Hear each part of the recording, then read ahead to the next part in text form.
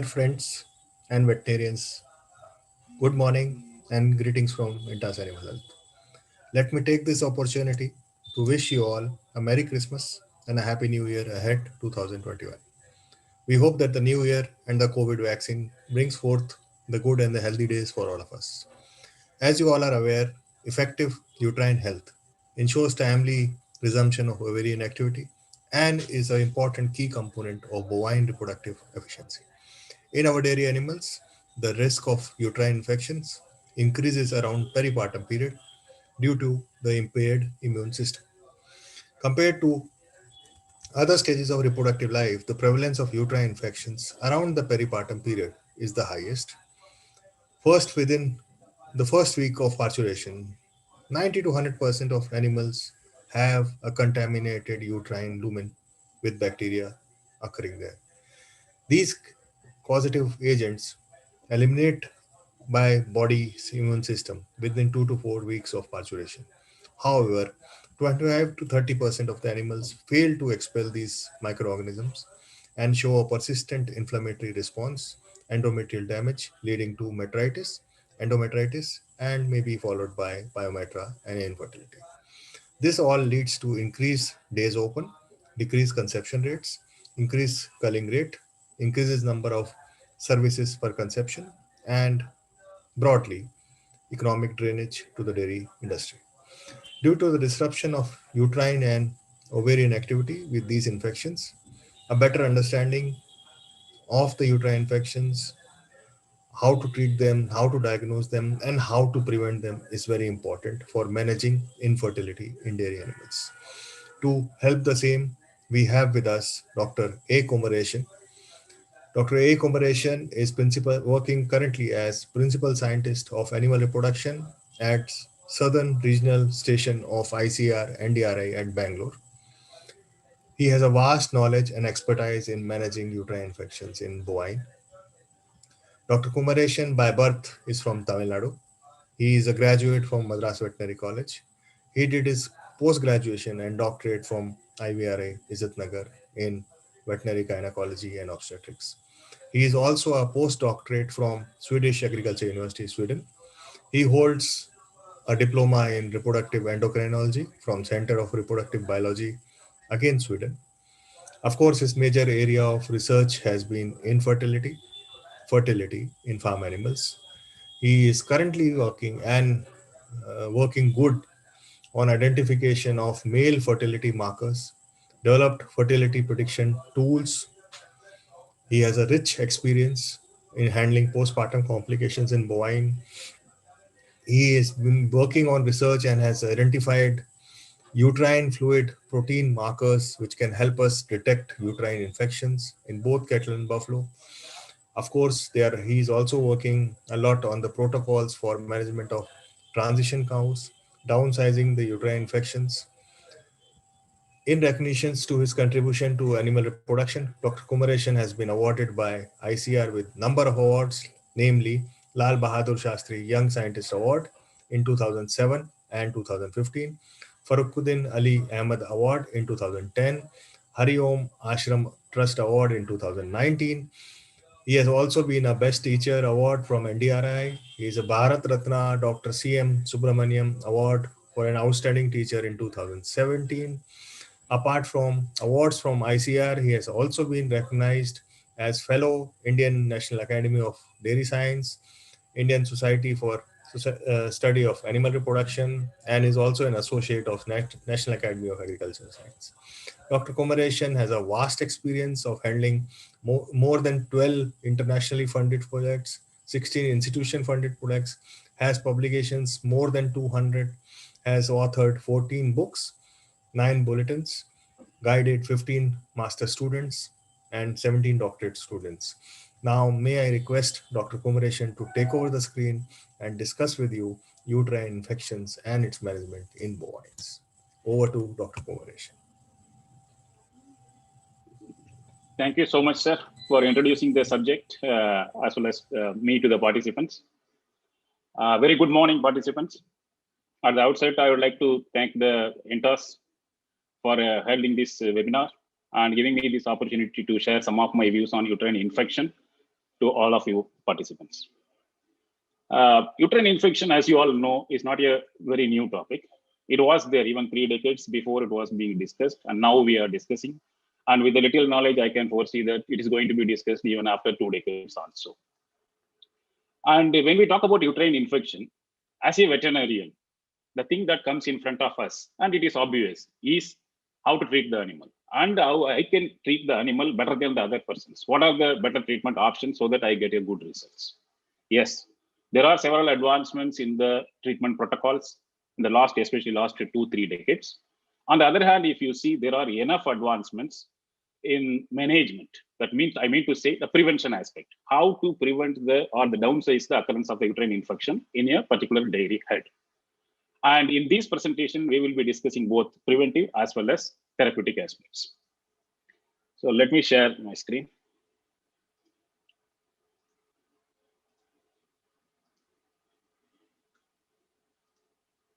So slides are visible? Yes, sir. Yeah. So when we talk about reproduction to any farmer, be it a commercial farmer or semi-commercial farmer or a smallholder or a veterinarian who is looking after these animals, the first and foremost desire, what they expect or what they communicate, is to have more number of cows in the lifetime of that particular animal so that they get more milk. On the other hand, if you see, normally we expect that 7 to 8 calves in a lifetime, reported lifetime of a particular cow, irrespective of the breed.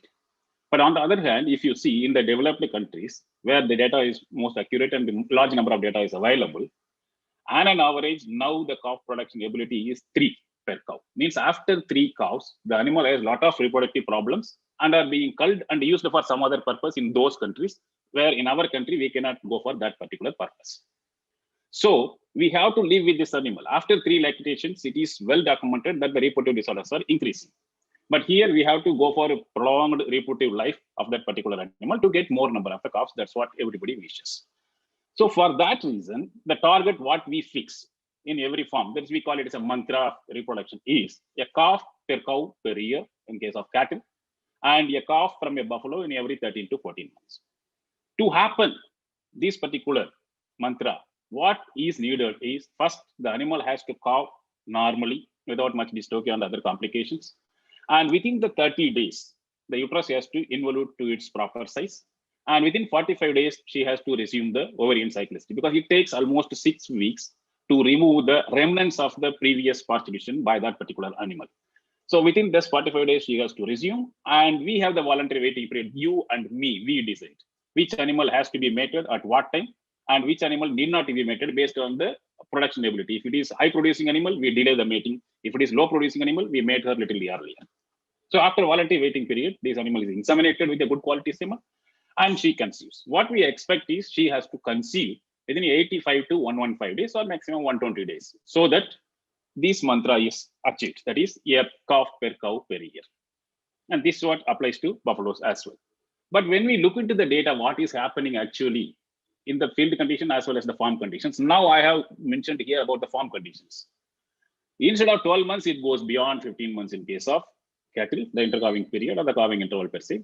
And in case of buffalo, it is more than 18 months. But I am afraid if we get into the data of the field conditions, even 2 years is the intercalving period in case of cattle and even 3 years in case of buffaloes. Why? Why this target cannot be realized? And why this much increase in the calving interval? That is a dollar question. And this particular period, this is one period, that is calving to conception. This is the period which determines the calving interval length. And this particular period is prone for a lot of vulnerabilities in maintaining the reproduction. Extended calving to conception interval always will to a lot of calving interval changes. And what are the major factors contributing to this particular window, affecting this particular window, leading the animal extended calving interval? So first is repeat breeding, and then postpartum acyclicity. These two are not a simple conditions. They are the syndrome. Multitude factors involved in causing this particular, and it takes a lot of hours to discuss one particular, this one itself. And coming to the third one, that is the talk of today, uterine infection. If you take this particular period calving to conception, the window is affected by these, as I told you earlier, and 65% of the animals which are having prolonged calving interval are because of due to this repeat breeding and postpartum cyclicity. Whereas This one particular factor, that is uterine infection alone, it caused 30% of the animals which had a lot of means extended calving interval, they are affected with uterine infection only. And one more thing, the uterine infection status, if you see this particular graph, it keeps on increasing over decades and decades. If you see 1968, hardly from 10%, and it jumps out to even 50 to 60% or more. And this is a cause of concern. For this concern, we will be talking for the next 40-45 minutes, managing uterine infection. I am underscoring this is a managing uterine infection because the audience are mostly field veterinarians as well as researchers. So I have amalgamated, or I have just made a cocktail of both research as well as practical applications of the field conditions. Because whatever, even be it a field veterinarian, he has to understand the basics of these therapy as well as how the uterine infection occurs, so that he himself can modulate the treatment as well as uterine immunity in case of that particular animal. That's why I don't go much into molecular details of it, but to be a little bit touch with the science and then explanation into the field conditions. So this will be the thing. First, uterine infection. We all know. If I say that, why we have to have these much definitions? Anyone may ask. But having or understanding these definitions are very much essential for evolving a successful therapy. It is just everybody knows infection of uterus is uterine infection or metritis. Why we have to have? But see, first and foremost thing is it is a puerperal metritis because it is a timeline oriented, as Dr. Nitin Bhatia also explained during his introduction. So that the first, immediately after calving, there is a condition that is called puerperal metritis. And this puerperal metritis treatment is different from other kind of metritis. So it is essential to understand the different classifications and the classical definitions of uterine infection. And this is accepted by all the theriogenologists across the globe and proposed by Sheldon et al. I have reproduced word by word. I have not added anything here. It is exclusively right of Sheldon et al. So for coming to the first puerperal metritis, means immediately after calving, within 10 days or within 14 days after calving, if the animal is having infection with enlarged uterus and then fetid watery reddish brown, serosanguinous, this sort of the uterine discharge, and it is always associated with systemic illness.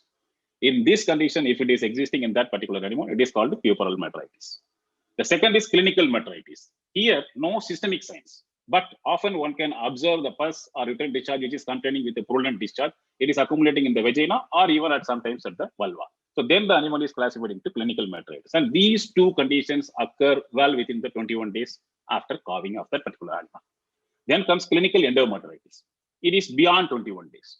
It is beyond 21 days. After having these sort of the things, it may turn into clinical endometritis, or because of the subsequent infection, the animal may develop this particular thing. So here, based on the discharge criteria, how purulent it is, what are the pus, what is the composition of that particular discharge, we classify this. Presence of purulent, that is 50% or more pus, or mucopurulent discharge detectable in the vagina. If that is the case, then the animal is classified that it is affected with clinical endometritis.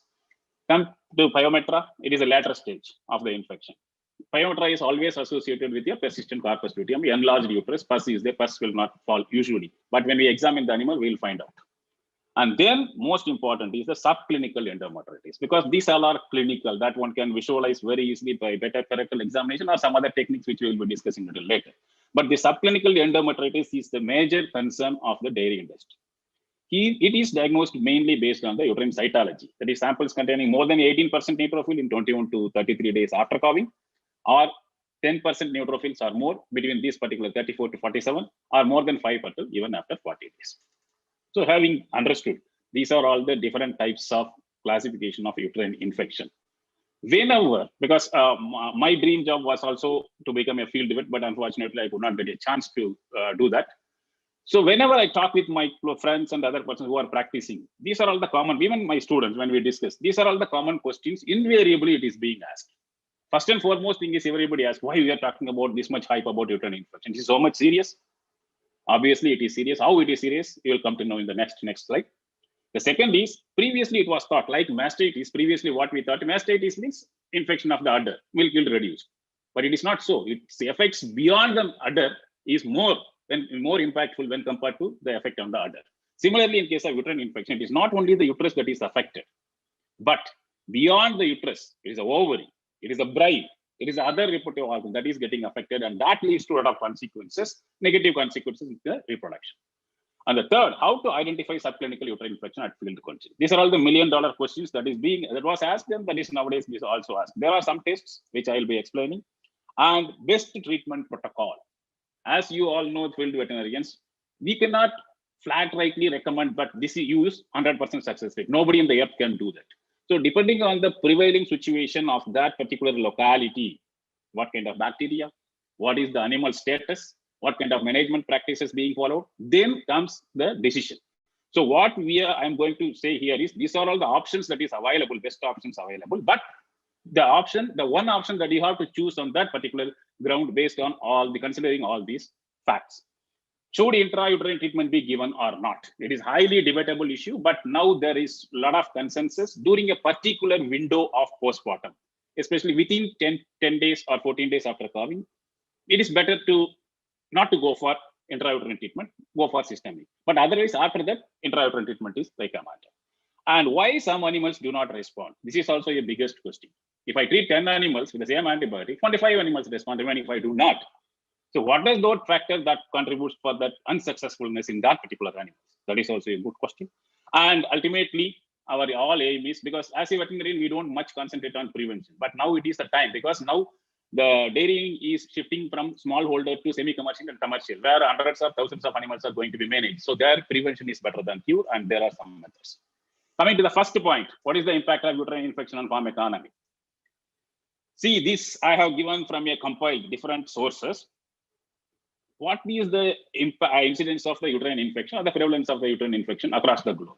If you see, Denmark 6, UK 10, Spain less than 5%, USA 10%, and Australia 10, Brazil 10, all these countries, it is less than 10%. Whereas if you take some of the third world countries, including India, if you see, the incidence is more than 25 to 30%. So from this, one can very easily visualize why this much difference. It is because of mere husbandry practices that is followed. The husbandry practices that is followed for the dairy animal, especially during the period before and after calving and other areas. So that makes a lot of difference in the prevalence of the uterine infection. So if we can improve these husbandry practices, we can also reach this particular thing. So for that reason only, I have given this prevalence. Yes, there is prevalence, and there are clear-cut differences in the prevalence of the uterine infection between the herds and between the countries and between the managemental measures. Having said so, in India, more than 25% of the animals are these things. What it does, and this was the question they told, beyond the uterus. What is the impact of this uterine infection? So initially, we thought it is uterine infection. There are a little bit pus. When we inseminate, the semen cannot survive, and ultimately the conception do not take place, or even if it takes place, the embryo dies. But the effect of uterine infection beyond the uterus is very much important. How I will tell. First and foremost thing is, you all know very well there is a MA syndrome, metritis, mastitis, Agalactiae syndrome in case of in case of pigs. And similar conditions do exist in case of cows, but not to that much. So there is every possibility that the animal which is infected in the uterus will have a mastitis as well. And second, the bacteria that is in the uterus, or the releasing the toxins released by the bacteria, that goes into different organs in the body. First and foremost thing is it goes to the brine, and it affects the surge of the LH. Of course, FSH, it is not having much correlation with the uterine infection because the follicle develops. But the development of the large follicle or ovulation in an animal which is affected with the uterine infection is typically affected. What we expect is a good amount of LH peak in a desired time, good amplitude and good frequency in a desired time. But what happens in the animal which is affected with the uterine infection is LH peak is there, but the amplitude is not that much, and it is untimely LH surge. So that delays the ovulation, and invariably, even you inseminate the animal may not conceive because of the denied ovulation. That is one. Second thing, because it affects the LH and the estrogen secretory capacity of the follicle as well, because the toxins get into the ovary where the follicle is getting developed, and it affects the oocyte quality is getting altered, and the granulosa cells, they do not produce much of the estrogen which normally produces. In the uterine infection affected animal, the estrogen level is low. So once the estrogen level is low, the animal cannot exhibit a behavioral estrus, and that poses a problem in the estrus detection as well. And the oocyte quality is getting deteriorated. And after that, these toxins, they cause to lameness also. Because of the lameness, the animal cannot exhibit again the estrus, overt estrus behavior signs. And besides this, these have the infection, or this uterine infection compromises the whole uterine immunity, not only uterine immunity, but also the general immunity of that particular animal, making the animal susceptible to other conditions as well. So this much is the effect of the uterine infection on the reproductive cyclicity or reproductive events of this particular animal. Having said so, 25% is the infection rate, and these are all the effect. What it culminates? It culminates into impaired reproductive success. That is, the consequences are quite right. This is a study conducted by us only when I was in NDRI Karnal, and involving large number of the animals. You see the crossbred, zebu, and more than 1,000.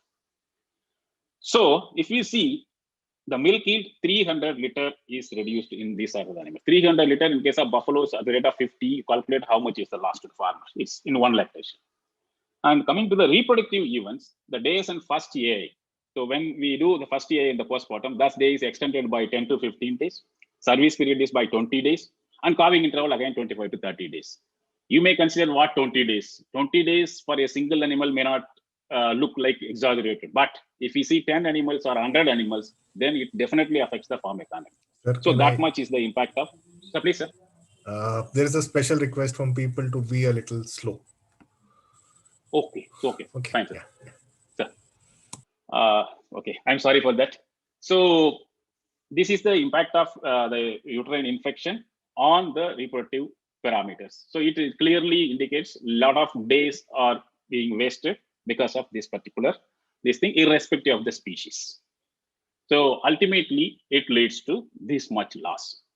And as per in Indian conditions, we don't have a very great estimates of what is the loss of uterine infection because we don't have much systematic studies. Whatever the studies we have conducted is a handful of animals or a handful of the samples to estimate this is the loss, that is the loss. So I took a help of the data that is available in abroad where robust mechanism and using a large scale data was used. So if you see the direct loss, it is 62 pounds per case, means based on the milk yield and the treatment cost only. And indirect losses, all this calving interval and other things, it is around 69 pounds. So it totally translates certain amounts into, if you see, one animal, if it is affected with the uterine infection, we are going to lose almost $350. And that is huge for our farmers, especially in our condition. Although our animals are not that much high producer, but correspondingly, the effect also will be there in case of farm economy. And just I have worked out one case. If we calculate these results over 1,000 cow, because earlier I shared that in India, more than 25% of the animals are infected. I take a minimum of 20%. Then also at least 5 million INR is the loss for 1,000 cows if you calculate. So this much is the big view of panoramic view of this uterine infection, what it does to our economy, Indian economy. Having said so, next. So ultimate our aim is either to downsize or to prevent. So, or to treat. So in this case, how we can go about for that? We have to understand why uterine infection, how it occurs. I will not get into the molecular details, but just a overview. So that depending upon the production system, one can adopt a strategy. So how it develops, how uterine infection develops. It is the interplay of three important events. It is not just that the bacteria gets into and then establishes itself into the uterus and then leads to uterine infection. It is not so. So the first is host. If she allows that bacteria to colonize, then only the infection will. So why she allows, why she do not allow, that depends upon the animal's immunity. And that immunity is a direct benefit of the nutrition and stress. So if the animals are having proper nutrition and less stress and good immunity, then definitely automatically this will be downsized first. Second is infectious agent. Lot many infectious agents. I will be coming to next slide. But there are some important infectious agents in a particular locality that leads to more number of cases. So if we identify that, for example, if I am from Tamil Nadu, in the one area, in that area, if I know these are all the microorganisms most commonly occurring, then automatically I can choose a better antibiotic for that particular thing to treat. So that is the why this infectious agent is also very much important. And the third is environment, because this is the one factor which facilitates or otherwise both the host as well as infectious agent. If the environment we manage properly, environment includes all the managemental practices as well here. So then it will be no problem. So almost all these three factors, they play an interplay and that culminates into uterine infection or eliminates the uterine infection. And as Dr. Nitin sir during his initial remark told, almost 100% of the animals, immediately after calving, they harbor microbes, they harbor microorganisms in the uterus. And depending upon the animal's immunity, see here, almost 100% of the animals, they are infected, means they don't have a normal endometrium and bacteria will colonize. But after that, if the immunity of the animal is good enough to throw or clear all these microbes from the uterus, then automatically the endometrium gets repaired and it leads to normalcy. As I told you earlier, it takes 45 days to eliminate all the imprints of the previous pregnancy. But what happens in between if the animal's immunity is compromised? That's what this we say, host immunity and the bacterial pathogenicity, which takes upper, which takes lower. That balances and that leads to development of the uterine infection or elimination. So here then it leads to development of metritis, followed by endometritis and something pyometra and other things. It comes in the subsequent stages. So the main thing here is how much we make the animal to clear herself, throwing away bacteria from her uterus. That is important. If it is impaired, then definitely there will be a definite development of uterine infection. There are some risk factors. As a farm manager, we have to understand to prevent the uterine infection. If you see, this is also again a big study conducted by us only using large number of animals. So these are all the factors. I'm not going to explain all the factors that you know very well better than me. So the one factor which I want to highlight here is this one, RFM, retention of fetal membrane. This is the one thing which predisposes the animal for development of any kind of uterine infection. If you see the risk factors that we have analyzed in crossbred, if you have one animal which is not having RFM, one animal which is having RFM, the animal which is experiencing RFM or which has experienced RFM is 106 times more at risk when compared to the other cow for developing uterine infection. Similar is the case with zebu. And buffaloes, it is quite high. Buffaloes, my personal, this one is prevent RFM. If you are not preventing the RFM in case of buffaloes, definitely it is going to end up in the uterine infection and the postpartum consequences, especially in buffaloes, it is a little bit aggravated. So this one particular factor, one need to exercise very care at the time of calving so that the uterine infection can be downsized. So I told you about the major pathogens. So we classify generally the pathogens into recognized uterine pathogens. They are always associated with uterine infection development in case of cattle. There are some potential pathogens. They invade, they are in the uterus. Once the immunity is gone down, they take upper hand and they cause. And other things, opportunities, contaminants, they are very less important for us. Forget about them for the time being. We have to concentrate on for this one only. So they are always associated with the endometritis lesion. What are they? E. coli, Archaeobacterium pyogenes, and F. necrophorum, and Provitilla and Proteus is very less. But E. coli and Archaeobacterium pyogenes, these two are the major uterine infection causing organisms, even in our conditions as well. I have taken an example of E. coli here for an understanding purpose. So once the animal gets caught, the reproductive barriers are open, the anatomical barriers are not closed, it is open. So there is an infection. The E. coli gets into the uterus, and once it gets into the uterus, in a normal animal I am talking about now. So normal animal, the bacteria produces some of the molecules. They are called pathogen-associated molecular patterns. So they are the pattern specific. They may be bacterial DNA or bacterial lipid or any of these lipopolysaccharide. Because I have taken here E. coli, so I will go with LPS. So this lipopolysaccharide is the thing secreted by the bacteria, which is in the bound form with binding protein, LPS binding protein. And this is recognized by the TLRs. They are the pattern recognition receptor. Patterns are there in the bacteria and pattern recognition receptors are in the endometrium. And once they recognize this one, this TLR is getting activated. Once, very simply, I am taking about the TLR is activated. There are two mechanisms. One is pro-inflammatory cytokines and chemokines are activated. And you know very well, then they attract the more number of neutrophils inside the uterus. And then they kill all the bacteria and clear off the infection. On the other hand, these pro-inflammatory cytokines, they also help in increasing the acute phase proteins, serum amyloid A, haptoglobulin. So they are very good anti-inflammatory and antibacterial as well. And then some of the antimicrobial peptides like defensins, beta defensins. So once the animal is very good in the immunity, so these two mechanisms, this is the bacterial elimination by neutrophil, and then these acute phase protein and antimicrobial peptides, they help in eliminating or removal of majority of the microorganisms that are colonized into the uterus at the time of calving or immediately after calving. So this is a normal case. So what happens? It is a big question. Why few animals cannot clear infection? So in the left side, I have talked about normal animals, so I'm not going to explain. But you see the right side, this poor fellow. What is the body condition of this poor fellow? And we expect that this poor fellow should eliminate everything. It's something. So here what happens, this animal is suffering from negative energy balance. What is negative energy balance and how it is important, I will be explaining in the later part. So once negative energy balance is occurring in a particular animal, that animal, the composition of or the NEFA or the concentration of NEFA non-esterified fatty acids and beta hydroxybutyric acid, ketone bodies. So they are elevated in that animals. And these molecules, they directly affect the neutrophil function. They are directly affect the neutrophil function. So even if the animal is managing to draw the neutrophils into the uterus, because the functional competencies of that particular neutrophils are compromised, they cannot eliminate or they cannot kill the bacteria, they cannot eliminate.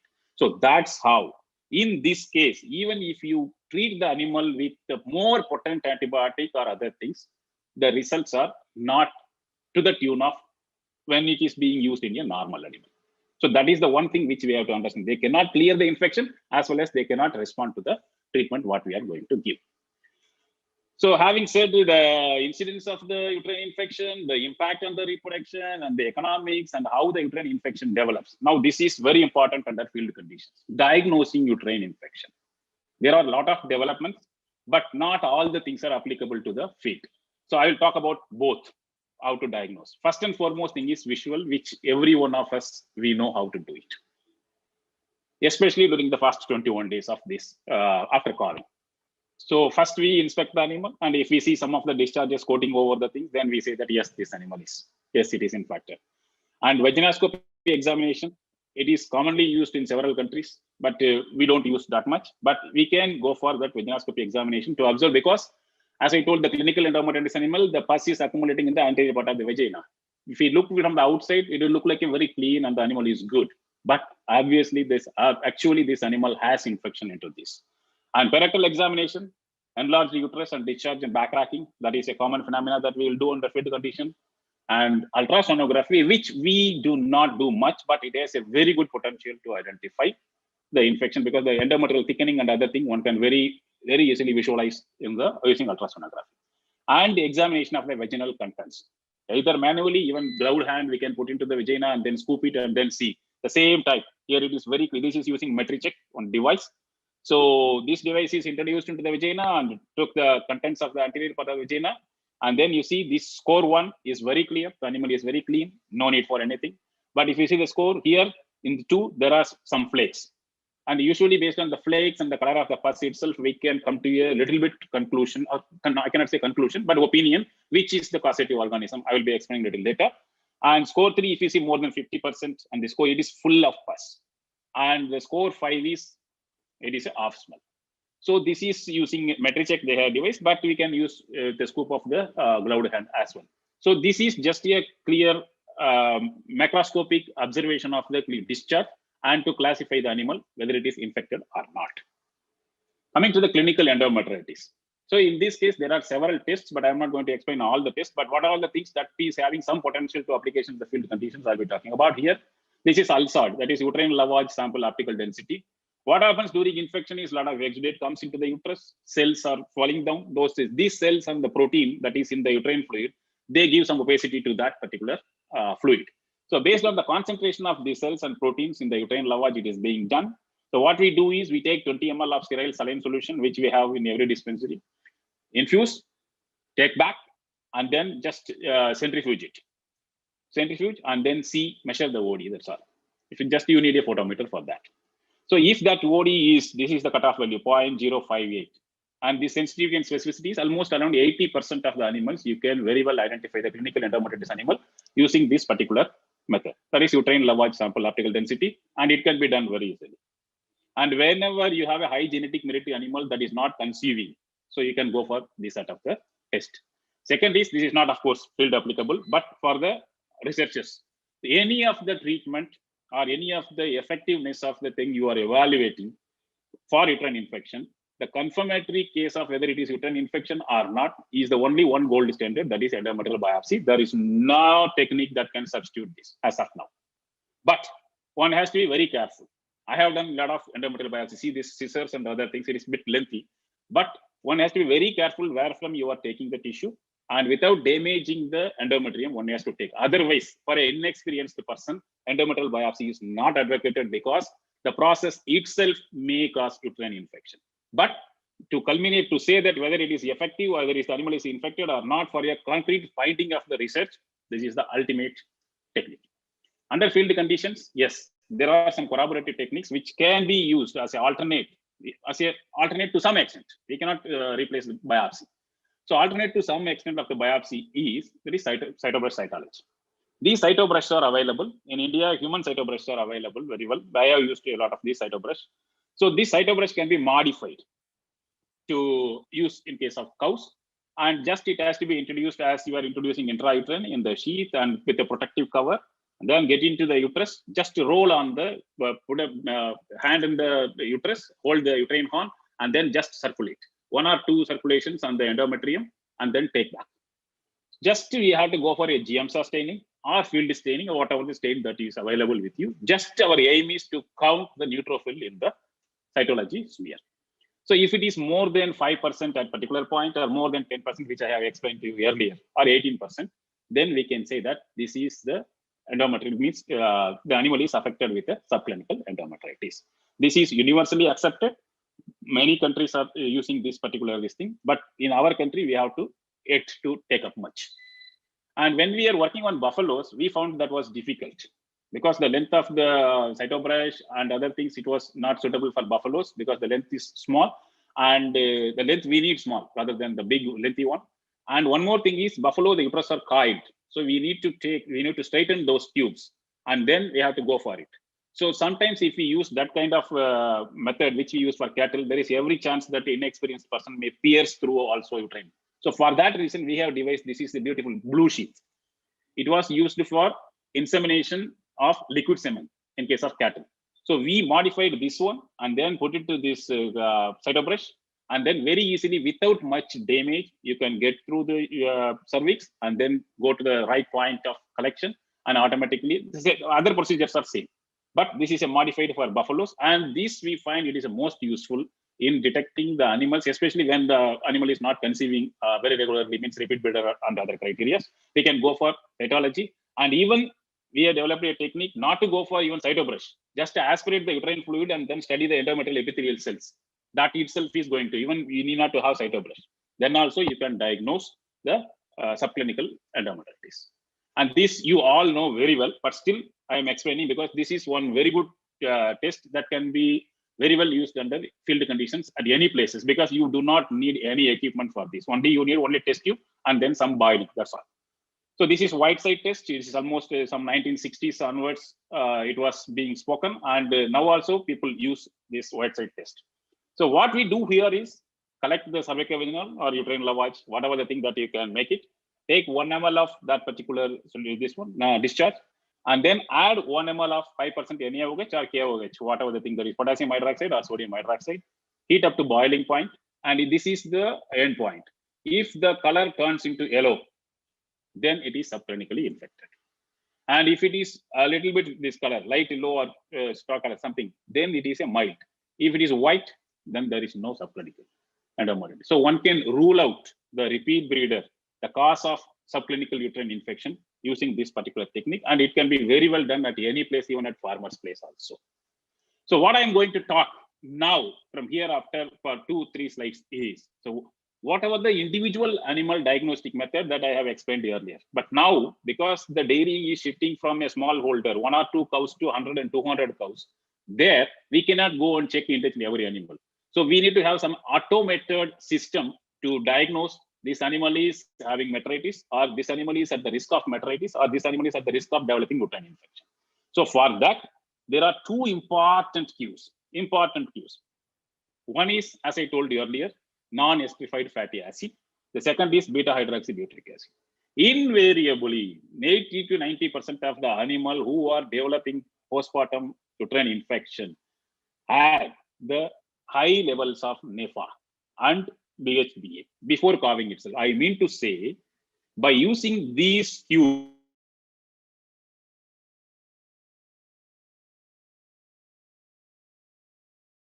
so one can predict, yes, this animal is having at the risk of uterine infection. Please take care of that animal. Otherwise, she will have to suffer with the uterine infection. So that is possible now. So these NEFA and BHBA, so they are two. And when you have an automated system, even some of the behavior like feeding behavior or lying behavior, they can also identify the animals that are at the risk of developing uterine infection. And this is what I was telling in the earlier slides, biochemical cues. If you see, there is one alkaline phosphatase that we are trying to develop kit based on this particular thing based on for identification of subclinical uterine infection in case of buffaloes as well as cattle. But already there are some kits that are available to estimate, just like our blood meter, what we see in case of human being, there are meters available for BHBA check. This will clearly say that this animal is having high elevated level of BHBA. That means this animal is a problematic. So these are all point of check at the cow side itself. One can very easily diagnose.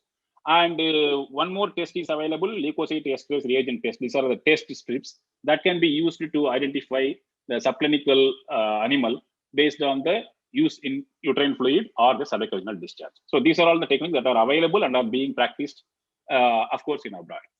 And this is for research purpose. There are some proteins which are available at that particular animal when it is having subclinical uterine infection.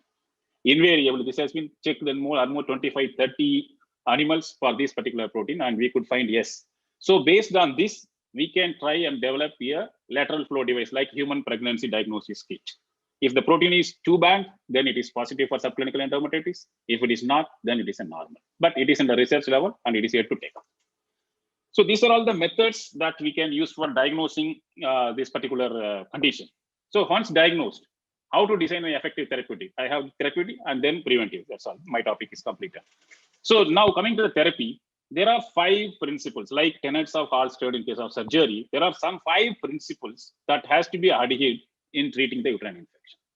These include, first is we have to aim at eliminating the bacterial infection. Eliminating bacterial infection either by administering antibiotics or by promoting the immunity of that particular animal. Here I will talk about the antibiotics. So there are systemic antibiotics. Systemic antibiotics are to be used especially during the puerperal metritis. That is within 14 days after calving. I personally feel that based on the reports and my experience, intrauterine may not help in that animal. But if you go for systemic, then definitely.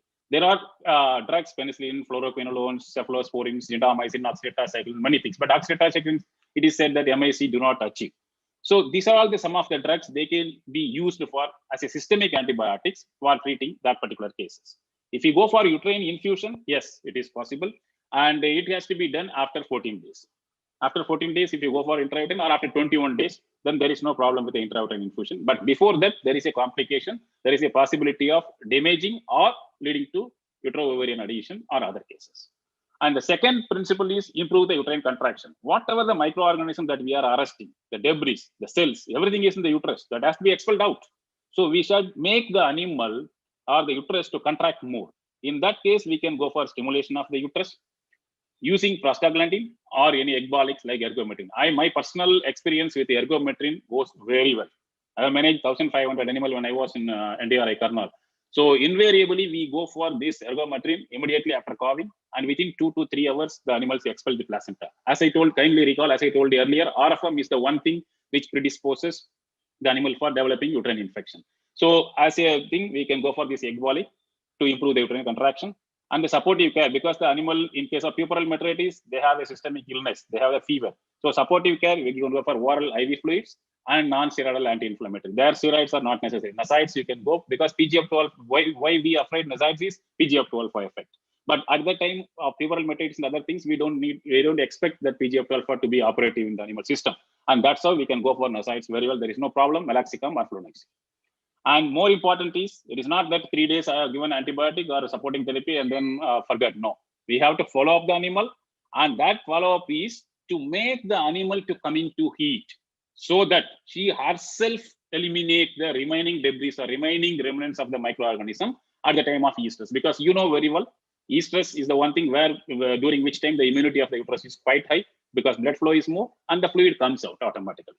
So bring the animal to come into heat. Make her to come into short cycle. Let her experience a heat. and clear the infection by herself. And the last one, it is not the least, that is immunity enhancement. Immunity is the central dogma of uterine infection, per se, for any other disease.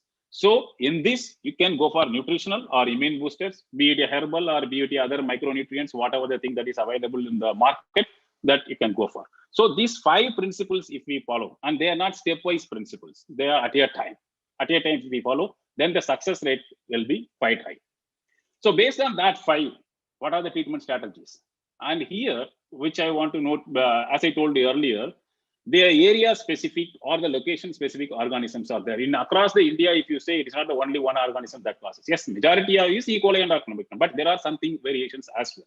So it is better to have at least once a while, once in 2 year or 3 year, at least one time study of antibiotic sensitivity test in that particular area will help all the field veterinarians to choose a particular antibiotic which is responsive or which can be responsive in that condition. And then based on that, you can go for either individual or combination of antibiotics based on this bactericidal activity or bacteriostatic.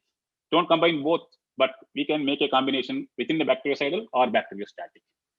And I used this combination, ciprofloxacin and tinidazole, I find very effective in case of buffaloes as well as cattle. And here comes mainly the one Lugol's iodine, because we often forget the history. This Lugol's, I think if I am right, it is somewhere 1829. Auguste Lugol is the name of that particular person. He evolved this Lugol solution for some other purpose, which now we use for uterine purpose as well. But it is quite good. It, in case of an animal which is cowed 30 days or 40 days later, then we can go for this 1% solution because it contains 10% of KOH and 5% of iodine. And 1% solution still holds good because it increases the blood circulation of the uterus. And automatically it causes contraction, and then it is expelled in one way. And second, it nullifies or it reduces the iodine deficiency as well. So, but all these things are guiding principle based on the particular thing, what is available in that particular. So experience is always, it cannot be substantiated or it cannot be removed by anything.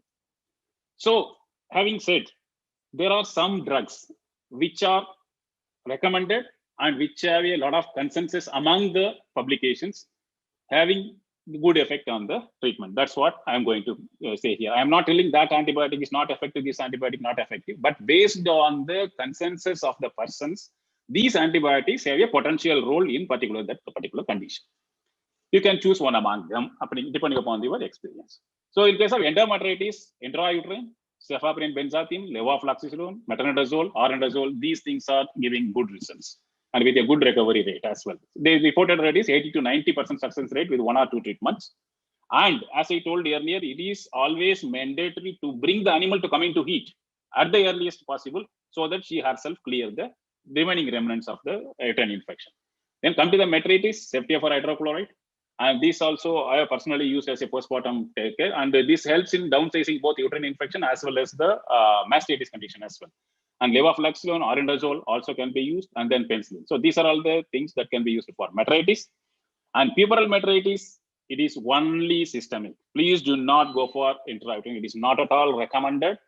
And again, the best antibiotics are these things because these antibiotics have been reported to reach good MIC even in the puerperal metritis condition. And coming to the pyometra, as I told you, it is always with the PCL. So first our target is to remove the PCL, remove the corpus luteum. So give for PGF-12, go for 2 injections at 11 days. That will be very good. And in this condition also, there is no need for intrauterine treatment. Manage with systemic. So these are all some of the treatment which is generally agreed to be very effective in this particular condition. What are the alternative therapies? Because we talk much about the antibacterial resistance. Yes, it is. So in that case, we can go for some of the alternative therapies. There is a big list, but I have mentioned here which are all possible for applying under the field conditions, and they are proven using some at least good amount of animals, good number of animals, not 1 or 2, 3 animals. So first and foremost thing is uterine immunity modulation. Even some 30 years before only this LPS was used. Lipopolysaccharide of E. coli origin, it is 100 to 200 microgram, 2 times at 24 interval. It is giving very good results in eliminating this. Oyster glycogen, 500 milligram, intrauterine only once. And this cholesterol whey is simply available in any time. Take the animal which is recently cowed, take the cholesterol, take the whey. It contains a lot of immunoglobulin. They help in the complement cascade and then killing the bacteria. So this cholesterol whey, 40 to 50 ml 2 times 24 hours, it has been claimed to be very effective. Even it may be look like a old treatment, but even in 2020 also somewhere nowadays it is being used. Similar is the effect of serum, but others I am not going to explain much because they have not been proved with a large number of animal and they are not available for particular use. So these things one can try. And the second is the reduction of bacterial proliferation. And this is one area which is moving very fast and they have a lot of potential. First is essential oil. And this is the name of that oil. And these oils have anti-inflammatory, antioxidative, and antibacterial. So administration of this thing helps in removing uterine infection. Second is very simple, dextrose. Everybody knows 50% of the dextrose, hypertonic solution of dextrose, 200 ml and intrauterine. If we give, and very recently in 2020 only one study, and they claimed that 50% of the animal means if the uterine infection is downsized. It is just a dextrose. So what it does, this has a ability for means uterine tonicity, it increases. Second thing, it nurtures the endometrial epithelial cells. And it has a killing effect on the E. coli because the E. coli hypertonic solution, the E. coli cannot survive. And second thing is this E. coli, it will adhere to the uterus and that adherence is being cleared by this dextrose. So that is one thing which is good, but it has to be done in a very intensive way. Similarly, liquid paraffin, antibacterial. And ozone therapy is one thing which is gaining momentum. Here, what we do is 50 ml of ozonized intrauterine distillate sterile solution for 3 days.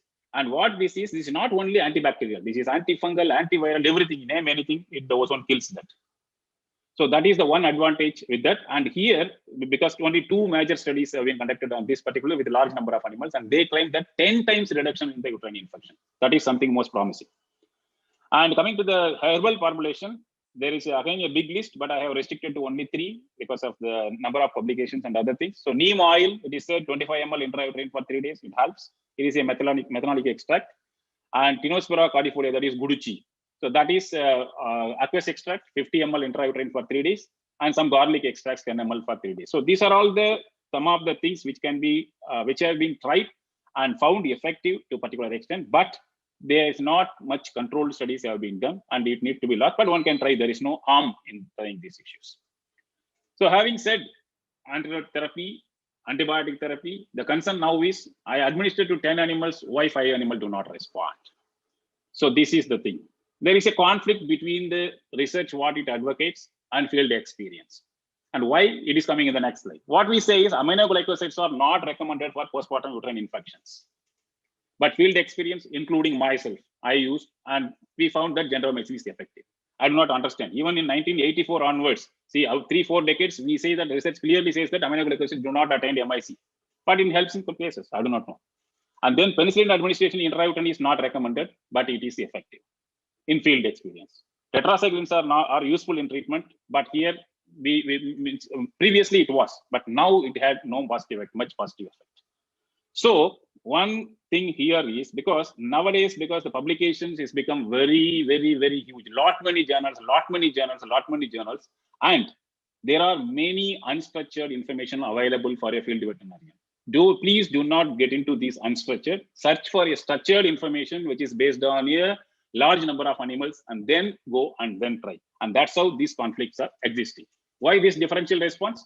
Deficiency in the evaluation method, because I evaluate in a different way, you evaluate in a different way. You evaluate based on the consumption rate, I evaluate on the microbial clearance. That's how the difference. Different researchers use different endpoints evaluation, I told. Lack of fully controlled studies, we are yet to have it. But these things are important. Possible dose difference between exotic, crossbred, and indigenous animals. We do not know yet. You know Vechur, you know Umblacheri, they are very tiny. And we cannot go for this much antibiotic, same rate for them. So that is the one thing which is to be considered. Second is differences in the production system. I told in the first slide of prevalence of the uterine infection. The production system itself will have an effect on occurrence as well as response of this animal for the antibiotic treatment. And the third is differences in the feeding management and body condition. It is a must. So because of this region, we cannot generalize saying that, Doctor Saab, please, you use कर लीजिए, आपको पूरा response मिल जाएगा. ये कोई भगवान भी नहीं बोल सकता अभी. Nobody can say that because of these intricacies. So these are all the options, and I have to decide when I am at that particular field what I should go for it. So then comes, this is one important factor, and it is more concern nowadays. First, I told negative energy balance. If the animal is having negative energy balance, whatever the treatment that we are going to give, be it a hormone, be it a antibiotic, be it anything, it is not going to work in the similar fashion as it works in a normal animal. Why? Because this negative energy balance, the liver function is affected. So the clearance of the antibody will not take place because the phase 1, phase 2 conjugation, because this phase 1 and phase 2 makes the antibiotic water soluble and then get it eliminated. But that process is affected in these animals, and that's how it leads to toxicity, or it is not going to respond properly. So that is one issue, animal factor. Second factor is very important. Nowadays, bacterial biofilm formation is quite high. It was a major issue when surgery was done. But now, uterine infection, in other cases also, this bacterial biofilm formation. What it does, first this bacteria, again I take the example of E. coli, the bacteria, it is in a planktonic form. Planktonic form means individual bacteria. And then they get to settle into the uterus epithelium, and then they secrete some extracellular factors. And these factors, they get adhere, the bacteria adhere to the endometrium, and then this EPS, this is getting more and more accumulated. And here, this biofilm is getting matured. And here, the biofilm reaches the maximum capacity to accommodate a particular bacteria, number of bacteria. And after that, what happens? Small bacteria groups, and they are being released. And why this is so important? Because whatever the antimicrobial treatment that we are giving, they are aimed and evaluated for planktonic form of this bacteria, not with the biofilm. And that's how 1,000 times potency is required to clear off this, more than 1,000 times, and when compared to planktonic form. Consequently, these treatments are often inactive against the pathogenic. What it does, why bioinfilm is important? This is the reason. Because this biofilm which is formed do not allow the antibiotic to get into. That is the one thing. The extracellular polymeric substance restricts the antibiotic penetration. Second is specialized microenvironment here in the biofilm restricts the growth of the bacteria. What we need is all our antibiotic aims to act on the faster multiplying bacteria. But here the multiplication is reduced. So growth rate is reduced. In that case, the antibiotic may not evince a full effect. And the third is these are all called persister cells. And these cells are very dormant stage and they cannot be killed by the antibiotic. And then they get into a new and then they form the inflammation. So that is the one thing. Biofilm formation is one deep concern really nowadays. And in case of uterine infection, also it is happening. So what strategy we can use? One is inhibit the biofilm. There are some drugs available, disperse the biofilm, but the most practical approach is biofilm eradication agents. What are those? This can be applied at field conditions. That's how I am explaining. The biofilm eradication agents are antimicrobial peptide, UAC. These are all the drugs that is used for that particular purpose. But these three, which I have given in the blue color, they have a potential use at field conditions. N-acetylcysteine, you know very well. Hydrogen peroxide, you know better than me. And tris plus disodium EDTA. When I was in IVR in 1997, at that time itself, we tried this and it worked very well. So these three can be used at field conditions. And I'm happy to share one research by Dr. Liba under the guidance of Dr. Pramod in Wayanad, Kerala. I was fortunate to evaluate the thesis. So that's how I come to know about this. So I want to share with the field veterinarian so that you can follow this. So here what happens, you see, if you see 30 ml of 3.3% NAC, N-acetylcysteine, along with any antibiotic, whatever the thing that you want to use, the clinical recovery is 100%. Of course, this thing is the small number of animals are used in this study, but it can be replicated in a large number of animals to find out. But this is very simple and one can try at field conditions. And the overall consumption rate is 83. So N-acetylcysteine is one thing which is having a potential. And second thing is this EDTA, tris plus disodium EDTA. And this gives a clinical recovery of 91% with a consumption rate of 81%, which is comparable with the NAC. So these two, anything, one can, whatever the proactive veterinarians, field veterinarians who want to try, they can try at the field conditions for treating uterine infection, and they can have an edge over other veterinarians at the field conditions. So this is my last topic, how to reduce uterine infection. Maybe another 10 minutes I'll go. So how to reduce uterine infection? This is an important, and I again stress the word one period of particular animal that we call as a transition period. Transition period is the period 3 weeks before calving and 3 weeks after calving. So these 42 days are the turning point in the reproductive life of the cow or buffalo. If we exercise utmost care during these particular 42 days, 90% of the postpartum reproductive problem, even including mastitis, will be reduced. But often we forget this because during this period, the animal do not give milk, means prepartum period. The farmer is a mentality. When the animal is not giving milk, why I should feed her? But you do not know she needs a lot of energy at that time only. So if we take care of this 42, because all the things, all the metabolic disorders, all the reproductive disorders, all the important disorders occur during this particular period. Be it a ketosis, RF1, metritis, mastitis, lameness, fatty liver syndrome, muscle displacement, acidosis, milk fever, everything comes in this particular period. So in this particular period has to be taken care properly. And for that, one need to have a basic knowledge of what is happening in the transition period. So this is what exactly happening to that particular animal during that particular period. First is behavioral changes. What is the behavioral changes? I'm talking about farm as well as a little bit commercial farm. What we do is before 15 days or 1 week of calving, we segregate this animal and introduce into the other group. When this animal is shifting from one group to other group, unless and otherwise she proves her hierarchy and worthiness in that particular group, the animals in the new group will not allow her to mingle with them and even to eat. So what they do is they eat first and the remnants only will be eaten by this particular female who is introduced to new. So these behavioral changes makes the animal to wait for her own turn, when I should eat, when I will get the food. So this one thing makes the animal prone for lameness as well as negative energy balance because the dry matter intake comes down drastically. This is one behavioral change. Second change is physiological change. The fetus is growing. The fetus is growing. Lot of energy need. She has to develop the other cells also for a milk production. So lot of energy. These are all highly energy consuming process in the body. But at that time, if you see, there are continuously decreasing insulin level, glucocorticoid increase, and all these collectively leads to again dry matter intake loss. Third is metabolic changes. When the glucose is more, then this leads to gluconeogenesis, the fatty acid, because mother is mother. And first I will talk nutritional and then come into metabolic changes. What happens to this nutritional? The animal rumen is pushed down because of the enlarged uterus. So the rumen size comes down. So she cannot eat much, but she needs more to support the fetus as well as the other milk production. So what we have to do here is we have to give more densified nutrient, little quantity, so that all the nutritional requirement is taken care. But it is not happening. And that's how mother is a mother. So what she does at the cost of her own body fats, she burn her own body fat and support the developing fetus and for the milk production. So in that process, she loses her condition. And that is called negative energy balance. And that's what I have talked about NEFA, non-esterified fatty acid, beta-hydroxybutyric acid.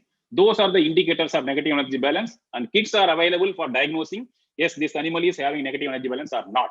If we are able to identify the negative energy balance earlier, we can supplement to that particular animal and make her robust, healthy, so that she do not get into the uterine infection or mastitis in the later part.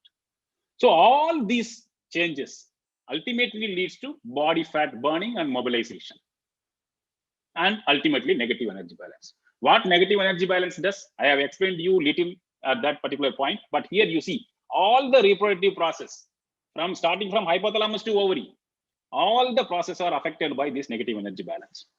If this negative energy balance, not only reproductive process, but also makes the animal vulnerable for different types of diseases, and the talk of today, that is uterine infection. Here you see impaired function of uterine macrophages and neutrophils, because these NEFA and BHBA directly affect those functions. So once the animal is already negative energy balance, the immunity is dropped down, and how one can expect that animal will elicit a robust immune response and then exhibit clear all the microbial load? It is impossible. So make her not to enter into the negative energy balance. Then whatever the thing we can do to supplement, that can be done. So transition cow management, what one should aim. These are all the three. First, see here in this graph, I have given the dry matter intake, how it falls. See, it is 30 to 40% of the dry matter intake falls during that particular period. We should not allow to go her into the negative energy balance. That means minimize the fat mobilization. That is the first and foremost. If it is a high yielder, definitely one has to do this. Otherwise, she will be having a complicated postpartum reproduction. So ensure dry matter intake and densified feeds. It's a simple protocol. Second is minimize micromineral deficiency. This is very much important. Otherwise, the animal get into milk fever. This we call as a DCAD. That is dietary cation anion difference. This dietary cation anion difference has to be always negative at the time of fresher cows. So at that time, please feed the anion dominated mineral mixture, which are available in case of market. So during that, normal mineral mixture may not help. So go for this particular mineral mixture, and then the deficiency can be come out. And then avoid immunosuppression, immunobooster, because you know very well the animal is exposed under 280 days under the progestational influence. Progesterone is a immunosuppressant, everybody knows. So during that, if still the immunosuppression goes on, then ultimately the animal will not have anything to elicit a response against the pathogens. So feed them some of the immunity enhancer, especially this copper, selenium, zinc, iodine, vitamin A, and vitamin D. So if we take care of these three during that 42 days, I am damn sure that more than or around 90% of the postpartum complications will be nullified. And then there are some supplementations available, polyherbal supplementations. These are ready-made available by the companies as well as other things. So if we feed those polyherbal, these are all very normal herbs that are available and we take as a day-to-day in our food items. So if we go for these sort of the mixtures, what we could find in case of 60 buffaloes, we have conducted this, and onset of postpartum cyclicity within 21 days. Even 15 days after calving, there was a ovulation in case of buffaloes, which is not very normal. So uterine cleaning was very proper, and then immunity is enhanced, and then the animal has come into heat earlier. So these sort of supplementations are already available in the market. That also one can go for if you don't want to go for antibiotic-based things. And this is the preventive protocol. After doing all these things, this is a protocol. Personally, I worked on it, and I found it is very well working in a herd. What we do is, at the time of calving, we observe the animal. And first, as I told, preventive measures are from. At the time, I used that ergometrin, Nexbolic injection.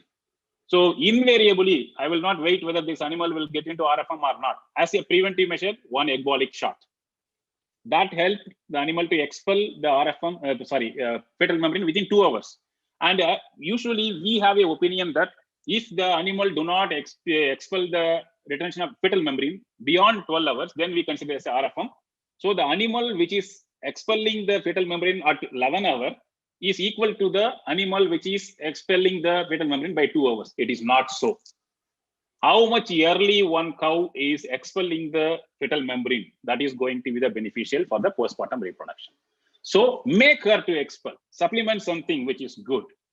So we use egbolic to help that. And after that, we follow the temperature for 7 days. Any animal which is deviating from the normal temperature, we go for long-acting antibiotic. We went for ceftiofur. Long-acting antibiotic. Or the animals which are not having any temperature rise, we left as such. Please take your own time. You get yourself cleaned, because you know very well the animal clean her two times. Primary cleaning 10 days, secondary cleaning 20 days. We should allow the animal to mount or elicit and then clear out. So we allow them. And after almost 30 days, we just call both the animals and then examine. 30 days, as far as my knowledge goes, one should have a ovulation. So if it is not, then we go for estrus induction in those animals after voluntary waiting period. Otherwise, no need. So this is a simple protocol, and it prevented the uterine infection like anything. Hardly only 5% of the animal in our herd at the time we had when we applied this particular protocol. And this is very simple. It can be followed in the field conditions as well. And the last slide of prevention is metritis vaccines. This is purely academic, but these vaccines are going to come in the market very soon in Germany, maybe this 2021. So that's how I thought I should apprise the house about these particular vaccines. There are 3 vaccines that are being under development in case of metritis prevention.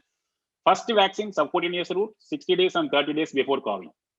And it used the major virulence factors of E. coli and Archaeobacterium, and then inactivated whole cells. And they found 60% reduction in the metritis incidence. So it is an effective vaccine, but still further refinements are going on. Vaccine 2, it failed, so I do not want to discuss much.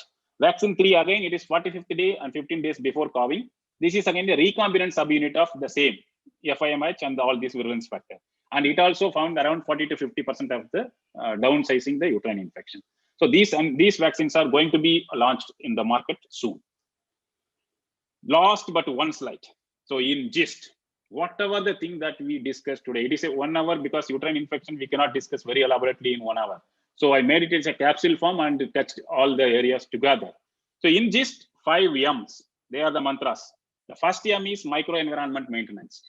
Be it a commercial, be it a semi-commercial, be it a small holder, it is very important. Cow comfort, ventilation, and then pen moves. So if you maintain this, first M is taken care. Second is metabolic disorder control. Keep these acidosis, ketosis, milk fever less than 5%. Then your herd may not have a lot of reproductive problems in the later part. Management of nutrition and feed delivery, there is no substitute for this. Most of the field veterinarians and gynecologists like us, we think that our job is in the posterior part of the animal, but I am damn sure our part is not in the posterior, not restricted to posterior part. If the anterior part is taken care, then the posterior part will be taken care automatically. So without nutrition, without feeding, even we have tried a lot. The animal which is not growing at a 400 to 500 gram average dairy weight gain, you give hormone, they will not respond. So first take care of the nutrition and then get into the all other ventures of hormone or other things. That is important. You want to have a good result with antibiotics, please take care of nutrition and then go for it. Monitoring calving process, as I told earlier, RFM is the main culprit. Try to contain it. And then modulation of immunity, it has to be. So reduce the stress or immune boosters. So if we these 5 M's, if we take care, then mostly uterine infection can be downsized. If anybody want to read further, please drop a mail. We have prepared a total paper on uterine infection animal. I'll be very happy to share the soft copy to you all. Last take home message is please believe, especially for field veterinary friends, please believe in the structured information. Please do not take or get into the unstructured information which is available all over net. Please ensure that whether the information which I am collecting for utilization in the field condition is worthy or not. Because hardly 10 to 15% or 20% we have understood about the uterine infection, and remaining 80% we have not yet understood, only God only knows. So nobody knows everything in that particular aspect. Second thing, transition period management, which cannot be substituted by any other thing. This is the one mantra one has to. And then the postpartum follow-up protocol that I have shared with you. And in spite of that, if some animal is having this repeat breeding and other problem, try to rule out using these sort of white side test and other tests. So these 7 points are given here. First is avoid negative energy balance, feed energy rich transition diet. This has to be taken care if you really want to downsize the uterine infection.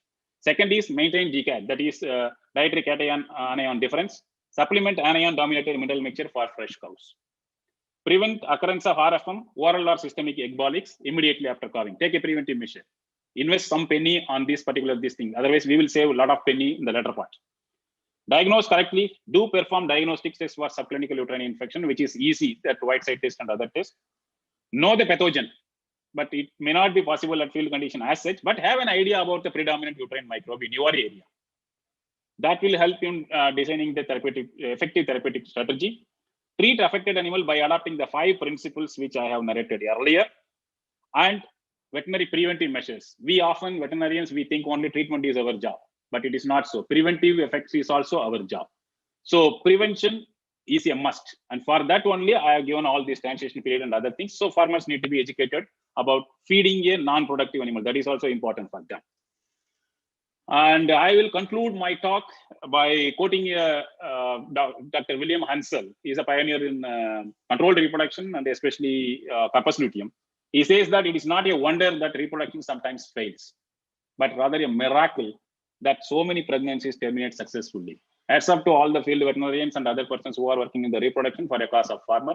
Thank you so much for patient listening. Thank you. Thank you, sir. Thank you so much for such a comprehensive presentation, sir. And I feel that field vets will be getting a very much benefit out of this, sir. Sir, today we have more than 100 questions lined up for you, but since we have a constraint of time, so I will be taking randomly, I will be taking 4 to 5 questions so that we will be answering them later on, sir. So very good afternoon to all the vets, and thank you for joining us on this wonderful webinar. And I feel that this has been a very comprehensive presentation by the sir. I will be taking few of the questions randomly, and I'm sure that this will further make our concepts more clear. So starting with the question which has been asked, that is proteolytic enzymes or ozone therapy is of any use in uterine treatment of uterine infections? Yeah, proteolytic enzymes, I'm not very much convinced, especially even previously we use urea also, urea, nitrofurantoin and other thing to keep and remove the retention of fetal membranes, but they don't have a logical base. And that's how it is discontinued everywhere, except some countries where sporadic use is there. And regarding ozone, yes, I could foresee some promising research, because whatever the paper that is being coming out, and they show that yes, one person says is 50%, another 1% is 10 times reduction. So it has a hope, but it is highly premature to say that one can go for ozone therapy as of now. It has to be done on different breeds and different animals, then only it will be possible to say. But it is a good issue to take up as a research. Yeah. So then we have Dr. Shrikant, and his question is staining in buffaloes after parturition correlated with purpural metritis? Yes. Purpural metritis, but one can very easily visualize. But sometimes vaginitis also we have seen, especially when they are subjected to handling. Then these sort of the problem that occurs in the buffalo. It is not exclusively right of the purpural metritis, but maybe vaginitis and other things also. But based on the rectal examination, one can very easily visualize and differentiate. Right, sir. So then Dr. Vikananda has asked a query that what is the treatment of cervicitis in bovines? Cervicitis in bovine, first and foremost thing is whether it is due to, because we call enlarged cervix as a cervicitis also sometimes. If it is really infectious, and even sometimes 5% live wall tamponing, that is also used. I also used that. That helps in this one. But when we talk, we have to clearly delineate this cervicitis is not a cervical hypertrophy or something like that. Fibrosed cervix also, sometimes we name it as a cervicitis. In that case, it will not work. But if there is an infection, we can go for 5% live wall tamponing also and other antibiotic as per the convenient. So systemic antibiotics will be required in that? Systemic antibiotic, usually they don't get into cervix. Cervix is fully cartilaginous. Hello? Right, am I audible? Sir. Okay, sir. Yes, sir. Yeah. Yes, sir. Sir, the next question is Dr. Jyoti has asked that any correlation between metiscus breeding and repeat breeding? I am sorry, there is no correlation between metiscus breeding and repeat breeding. It is erroneously talked that some persons say that metiscus breeding aa gaya to acha hai, because it is like a menstrual bleeding. So all the infected endometrium and other things comes out, it cleans. So there is no relationship between metiscus breeding and the conception rate or repeat breeding. That is only myth. Right, sir. So then Dr. Gopal has a question that please share any standard protocol for severe uterine infection.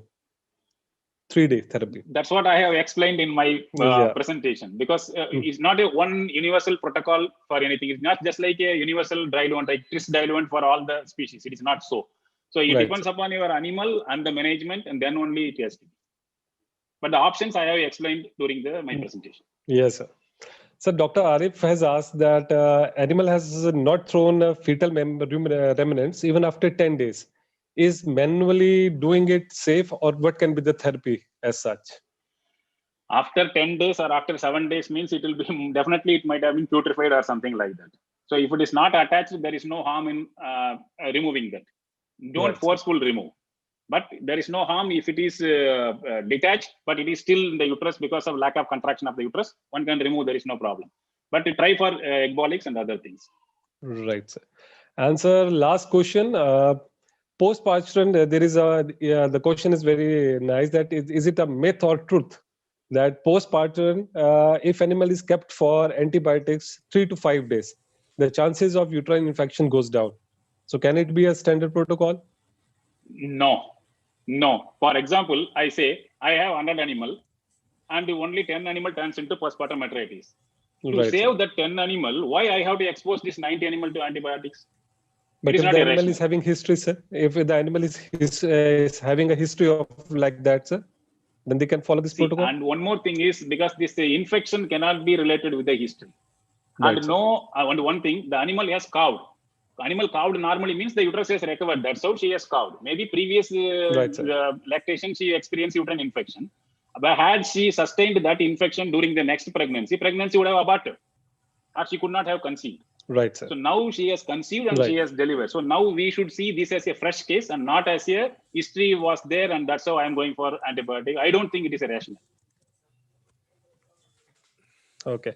Thank you so much, sir. Thank you so much for such a wonderful presentation and spending time with us. I hope that everybody will be benefited with such a wonderful presentation. Thank you so much, sir. And I'd It's like my to pleasure, thank all the vets. pleasure to be associated. Yeah. Thank you, sir. Thank you. And I'd like to thank all the vets who have joined us. We wish you a very safe and a very happy new year. Thank you, sir, from Intas Animal Health. Thank you, sir. We are about to close, sir. Thank you, sir. Thank you. Yeah.